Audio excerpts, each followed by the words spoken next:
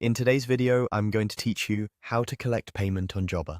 By the end, you'll know exactly where to go and what to click so you can wrap up work and get paid without any confusion.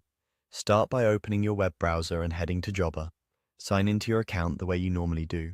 If you have multiple team roles, make sure you're using a profile with permission to view and manage invoices. This ensures you can see payment options and complete the process smoothly. It also helps to have your client's invoice number or name handy so you can find it quickly. Once you're in, navigate to the Invoices section from the main menu. This area is your hub for everything billing related. You'll see lists of invoices grouped by status, such as outstanding, awaiting payment, or paid, which makes it easy to tell what needs your attention. Use the search bar or filters to narrow down the list if you have a lot of invoices. Before you proceed, glance over the invoice details like the client name, line items, taxes, and the balance due to make sure you're working with the correct one. When you've found the right invoice in the Invoices area, click Collect Payment. This is the action that starts the payment process and tells Jobber you're ready to close out that balance. From here, Jobber will guide you through the on-screen prompts to complete the transaction. Follow what you see on the screen to confirm the amount due and finalize the payment.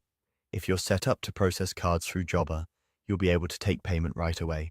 If you record other payment types in your workflow, Jobber lets you capture those details too, so everything stays accurate in your records.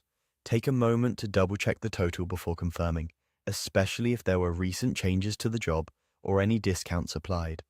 When the payment goes through, the invoice status will update automatically, and you'll have the option to share a receipt with your client so they have immediate confirmation. If you don't see the Collect Payment option, review your user permissions or check that your plan and payment settings are enabled for collecting payments. That's all there is to it. Go to Jobber, open the Invoices area, and click Collect Payment on the invoice you're ready to close.